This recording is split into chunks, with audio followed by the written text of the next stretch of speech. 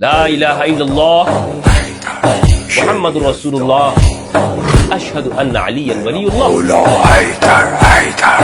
لو میں نے آج کر دیا اعلان.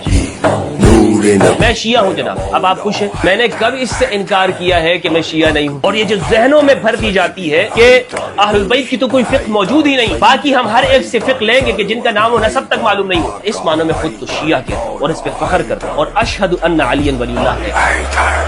بسم اللہ والصلاة والسلام علی رسول اللہ وآلہ ومن والہ. السلام علیکم ورحمۃ اللہ وبرکاتہ. شیعہ سنی دونوں حلقوں میں بعض افراد کی جانب سے مجھ پر دو سوال قائم کیے جاتے ہیں، بلکہ دو اعتراضات بنائے جاتے ہیں، اور یہ صرف عوام الناس کی جانب سے نہیں ہے، بلکہ جو علماء اور اسکالر حضرات ہیں وہ بھی یہ سوال اور اعتراض پوچھتے رہتے ہیں. عمومی طور پر میں اپنی ویڈیوز کے اندر ان سوالوں کے جواب مختلف مقامات پر دے چکا ہوں، لیکن آج خصوصی طور پر ان دو سوالوں کو ایڈریس کروں گا.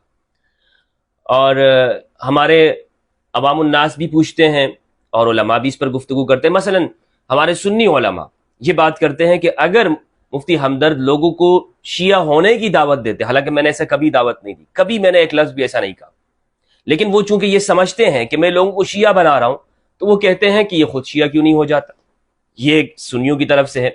اور ہمارے شیعہ برادران وہ یہ سوال کرتے ہیں کہ اگر مفتی ہمدرد یہ اہل البیت کی فقہ کی بات کرتے ہیں تو پھر خود شیعہ ہونے کا اعلان کیوں نہیں کرتے اور خود کو فقہ حنفی کا فالوور کیوں کہتے ہیں، اور شیعہ طریقے پر نماز نہیں پڑھتے اور سنی طریقے پر نماز پڑھتے ہیں.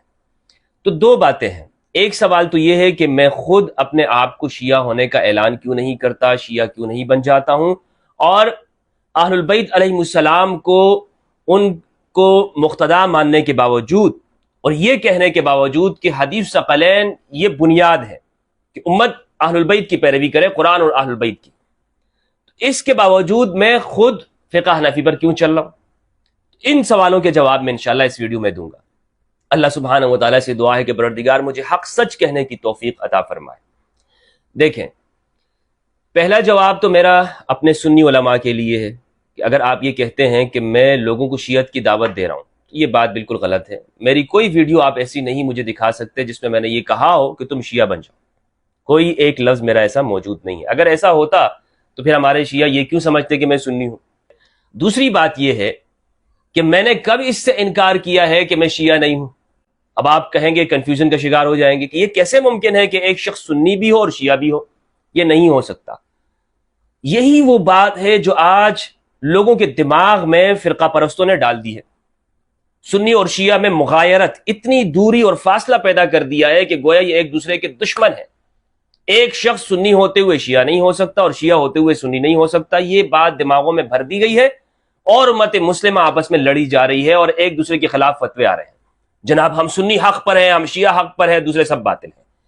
تو لہٰذا یہ جو دماغوں میں بھرا گیا نا صدیوں سے، اس کا خاتمہ ضروری ہے، ورنہ امت مسلمہ میں اتحاد کے نام سے یہ سب مذہبی چورن بیچ رہے ہیں.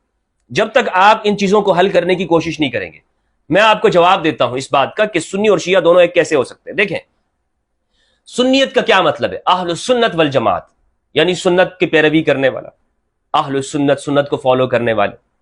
سنی کون ہوتا ہے؟ سنی وہ نہیں ہوتا کہ جو شیعہ نہیں ہوتا. یہ دماغوں میں ڈالی گئی یہ بات کہ سنی وہ ہے کہ جو شیعہ نہیں ہو، شیعہ کا مخالف ہو. نہیں، سنی وہ ہے کہ جو نبی صلی اللہ علیہ وآلہ وسلم کا پیروکار ہو، سنت محمد صلی اللہ علیہ وآلہ وسلم. یہ بات ہے یا نہیں ہے؟ ہمارے سب علماء اہل سنت کے کہتے ہیں کہ ہم سنت کے پیروکار ہیں. لیکن اگر یہی معنی اس کا ہے تو پھر ایک شیعہ بھی سنت کا پیروکار ہے، ایک شیعہ بھی سنی ہے. ایک شیعہ بھی کیا ہے؟ وہ سنی ہے اس معنوں میں اگر سنت سے مراد یہ ہے. لیکن اگر سنت سے مراد یہ ہے کہ میں فقہ حنفی کے اقوال کو سنت کے دائرے میں ہی حق سمجھوں یا فقہ حنبلی کو ہی سنت کے معیار کے مطابق سمجھوں، جس طرح کے سلفی حضرات وہ فقہ حنفی کے ماننے والوں کو سنت پر نہیں سمجھتے، اگر سنت کا یہ معیار ہو یا یہ معیار بنایا جائے کہ موجودہ زمانے میں جو دیوبندی حضرات ہیں یہ سنت کے زیادہ قریب ہیں اور بریلوی حضرات سنت کے قریب نہیں ہیں، وہ بدعتی ہیں، یہ فتوے موجود ہیں نا. خود اہل سنت میں تقسیم پائی جاتی ہے کس بات کی؟ سنت کے مفہوم کی. تو اس معنوں میں تو سنت سے بچنا چاہیے.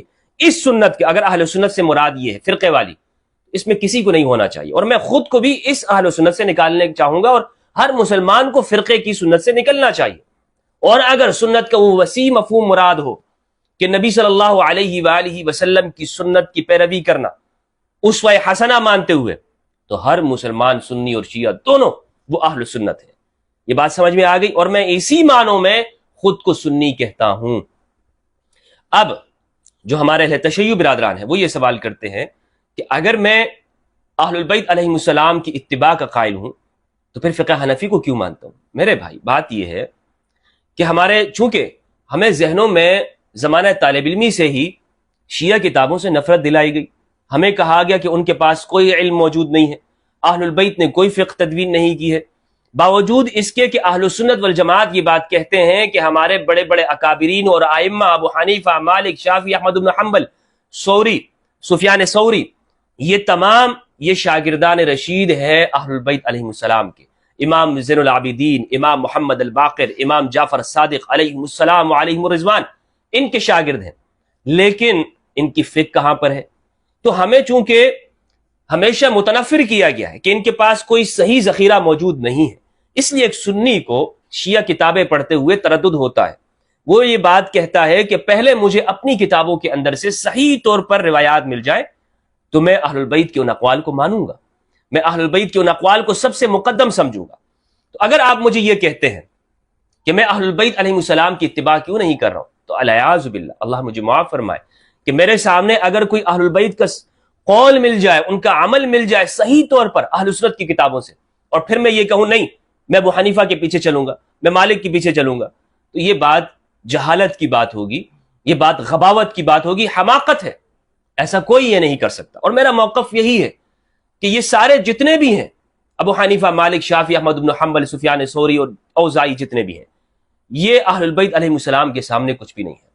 اہل البیت علیہ السلام کا موقف اگر ہمیں درست طور پہ معلوم ہو جائے، مثال کے طور پر امام علی علیہ السلام ہے، ایک مسئلہ مجھے اگر امام علی کا مل جاتا ہے، ایک موقف اگر امام علی کا ہے، صفین میں وہ کھڑے ہیں، تو کیا پھر میں دوسری جانب جاؤں گا کہ نہیں دوسری جانب بھی صحابہ ہے؟ نہیں۔ اگر میں دوسری جانب جاتا ہوں تو پھر میں حدیث ثقلین کی اتباع کرنے والا نہیں ہوں گا۔ میں یہ کہتا ہوں کہ صفین میں امام علی علیہ السلام کا سٹینڈ یہ ہے، موقف یہ ہے، آپ کا نظریہ، آپ یہاں پہ کھڑے ہیں، تو پھر ہر مسلمان کو امام علی علیہ السلام کے ساتھ ہونا چاہیے۔ وہ یہ نہیں کہہ سکتا کہ اس مسئلے میں امام علی کا یہ قول ہے، ابو ہریرہ رضی اللہ عنہ بھی یہ کہتے ہیں لہٰذا میں ابو ہریرہ کے پیچھے چلتا ہوں۔ نہیں بھائی، یہ نہیں ہوگا۔ اور ہمارے عام طور پر سنی حضرات وہ یہی کر رہے ہوتے ہیں، امام علی کا موقف آ جاتا ہے، صحیح حدیث مل جاتی ہے، لیکن پھر بھی وہ یہ کہتے ہیں کہ اس میں دوسرے صحابہ کی رائے یہ ہے، اور وہ دوسری جانب چلے جاتے ہیں اور یہ چھوڑ دیتے ہیں۔ تو شیعہ کا جو مفہوم ہے، شیعہ کا اگر اس کا مفہوم یہ ہے کہ امام علی علیہ السلام کا شیعہ ہونا، امام علی کی جماعت کا ہونا، امام علی کی پارٹی کا ہونا، واللہ باللہ میں فخریہ کہتا ہوں کہ میں شیعہ ہوں۔ اس معنی میں ہر مسلمان کو شیعہ ہونا چاہیے، میں شیعہ ہوں۔ اور یہ جو گواہی دی جاتی ہے امام علی علیہ السلام کے ولی ہونے کی، کیا کوئی سنی اس سے انکار کر سکتا ہے؟ اشہد ان علی ولی اللہ، میں اس بات کی گواہی دیتا ہوں ببانگ دوہل کہ علی اللہ کے ولی ہیں۔ کسی مسلمان کو انکار ہے اس علی کے اللہ کے ولی ہونے سے؟ من کنت مولاہ فہذا علی مولاہ، اللہم وال من والا وعاد من عاد، کوئی بھی اس سے انکار نہیں کرے گا۔ آج میں بھی پڑھتا ہوں یہ لا الہ الا اللہ محمد رسول اللہ اشہد ان علی ولی اللہ، علی اللہ کے ولی ہیں۔ اس کو ملانے سے کوئی شخص سنیت سے نہیں نکلے گا، یا امام علی کی ولایت کا اقرار کرنے سے کوئی شخص بھی وہ سنیت کے دائرے سے نہیں نکل جاتا، لیکن ذہنوں پر تعصب کے پردے پڑے ہوئے ہیں، اور ہم یہ سمجھتے ہیں کہ ولی اللہ کا اقرار ہو گیا تو سنیت سے نکل گیا۔ اور دوسری جانب سے یہ سوال ہوتا ہے کہ پھر ایک شخص وہ پھر سنی گیٹ اپ میں کیوں ہے؟ وہ یہ کیوں کہتا ہے کہ میں خود کو شیعہ نہیں کہتا؟ مثلا میں اس چیز سے احتراز کرتا ہوں، اور یہ احتراز ہر مسلمان کو کرنا چاہیے، کیونکہ قرآن مجید میں جو ہمیں ٹائٹل دیا گیا ہے میرے بھائیوں، وہ ٹائٹل کیا ہے؟ سماکم المسلمین، ہمارا نام ہے مسلمین، مسلم نام رکھا گیا ہے، اس امت کا نام کیا ہے؟ مسلم ہے۔ اور یہ بھی حق بجانب ہے کہ امام علی کا گروہ، جس طرح کہ اہل سنت کی روایات ہے انت وشیعتک هم الفائزون، یا علی، اے علی تم اور تمہارے شیعہ وہی کامیاب ہے، آپ کا گروہ، آپ کی پارٹی۔ لیکن اگر شیعہ کا مفہوم فرقہ وارانہ طور پر لیا جائے اور یہ کہا جائے جس طرح کہ سنت کا مفہوم آج فرقہ وارانہ طور پر لیا جاتا ہے کہ جو سنت فقہ حنفی کی ہے، یعنی جو تشریح اور تعبیر فقہ حنفی کرتے ہیں، حنابلہ اس کو باطل سمجھتے ہیں، یا سلفیہ اس کو باطل سمجھتے ہیں، تو یہ فرقہ وارانہ تعبیر ہے سنت کی۔ اگر یہی تعبیر آپ شیعہ کے